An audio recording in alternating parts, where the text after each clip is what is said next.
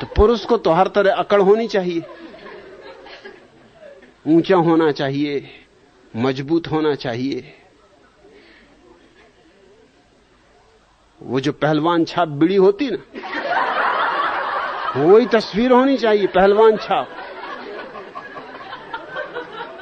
पढ़ा लिखा भी ज्यादा होना चाहिए, नौकरी भी बड़ी होनी चाहिए, तनख्वाहें भी ज्यादा मिलनी चाहिए, हर स्थिति में स्त्री से ऊपर होना चाहिए। ये स्त्रियों के साथ सदियों से दुर्व्यवहार चल रहा है, और ये दुर्व्यवहार साधारण जन करें तो भी समझ में आता है, लेकिन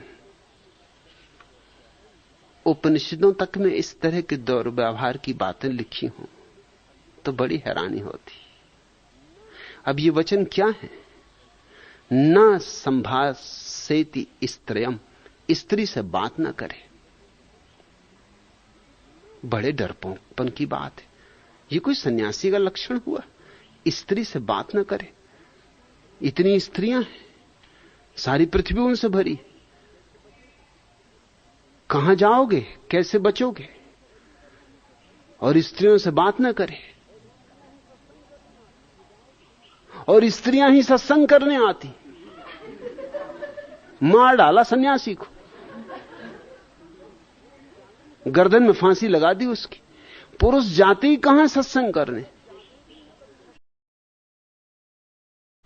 पुरुष अगर जाते भी हैं कभी सत्संग करने तो उन्हीं स्त्रियों को देखने जाते हैं जो सत्संग करने गई, या उन्हीं स्त्रियों के पति पीछे पीछे चले जाते हैं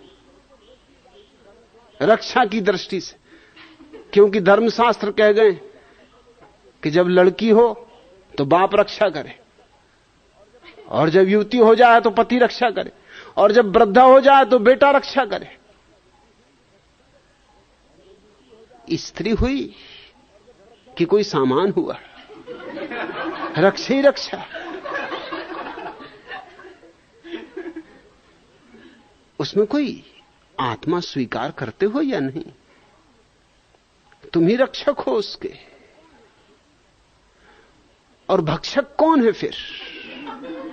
जब सभी तुम रक्षक हो तो भक्षक तो कोई होने नहीं चाहिए, तुम ही भक्षक हो। स्त्रियों से बात ना करे, ये तो बड़े डरपोकपन की बात हो गई। और जो पुरुष इतना स्त्रियों से डरा हुआ है, तुम सोचते हो उसके जीवन में ध्यान फलित हुआ होगा? तुम सोचते हो उसके जीवन में आनंद फलित हुआ होगा? तुम सोचते हो उसके जीवन में परमात्मा की कोई झलक मिली होगी? जिसको परमात्मा की झलक मिल जाए उसे तो स्त्री में भी परमात्मा की ही झलक मिलेगी। फूलों के सौंदर्य से तो कोई विरोध नहीं है नारद को, चांद सुंदर निकलेगा उससे तो कोई विरोध नहीं, पक्षी गीत गाएंगे उससे तो कुछ विरोध नहीं, कोयल कुहू कुहू करेगी उससे तो कुछ विरोध नहीं, संगीत बजेगा उससे तो कुछ विरोध नहीं, और सब सौंदर्य स्वीकार है। सिर्फ स्त्री के सौंदर्य से क्या डर है? डर का कारण सिर्फ इतना ही है कि ये भगोड़े सन्यासियों के कारण ये सूत्र बनाया है। ये भाग गए हैं, कच्चे घड़े हैं। कच्चे घड़े को कहना पड़ता है कि भैया वर्षा से बचना, जहां बूंदाबांदी हो रही हो फौरन छत्ता खोल लेना, तत्क्षण छत्रपति हो जाना। मेरे एक प्रोफेसर थे, वो छत्रपति थे। एक तो बंगाली थे, सो बंगाली वैसे ही छत्रपति होते। छाता बड़े काम की चीज है। अरे वर्षा हो तो बचाता है, धूप हो तो बचाता है, कुत्ता वगैरह भौंकने लगे तो बचाता है, कोई लड़के बच्चे डरवाने लगे तो बचाता है, स्त्री वगैरह दिखाई पड़ जाए तो बचाता है। वो उसको स्त्री से बचाने के लिए उपयोग में लाते थे।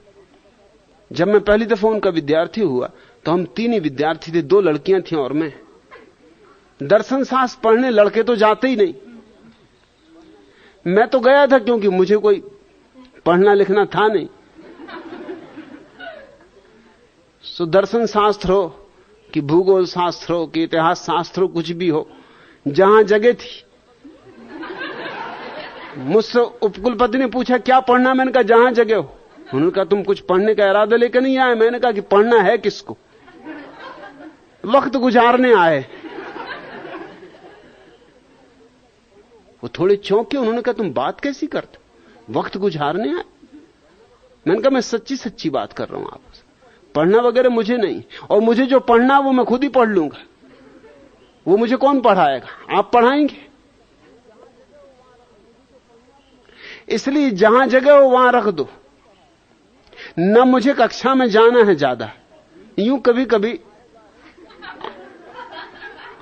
आहे गाहे चला जाऊंगा, यूं ही चहलकदमी के लिए। जाना करना मुझे है नहीं। 2 लड़कियां थी, लड़कियां दर्शन शास्त्र पढ़ती, क्योंकि दर्शन शास्त्र पढ़ के कोई नौकरी वगैरह तो मिलती नहीं। नौकरी उन्हें करनी नहीं, उन्हें डिग्री लेनी, ताकि ठीक जगह विवाह हो जाए। कोई डिप्टी कलेक्टर से हो जाए, किसी डॉक्टर से हो जाए, किसी इंजीनियर से हो जाए।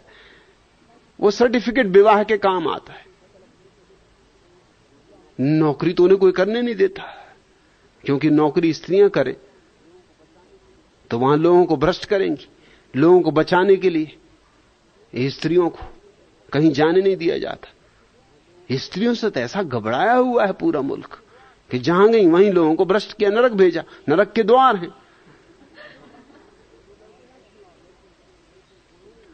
तो 2 लड़कियां थीं और मैं, और वो आंख बंद कर पढ़ाते थे, क्योंकि लड़कियों को वो देख नहीं सकते थे। उन्होंने ब्रह्मचर्य का भारी व्रत ले रखा था। मालूम होता है ये जो त्र्यंबक भावे ने पूछा है, नारद परिव्राजकोपनिषद, इसी का वो अध्ययन करते रहे होंगे। आज राज खुला। तो आंख बंद करके पढ़ाते थे। मैं उनकी क्लास में जरूर जाता था, क्योंकि मैं आंख बंद करके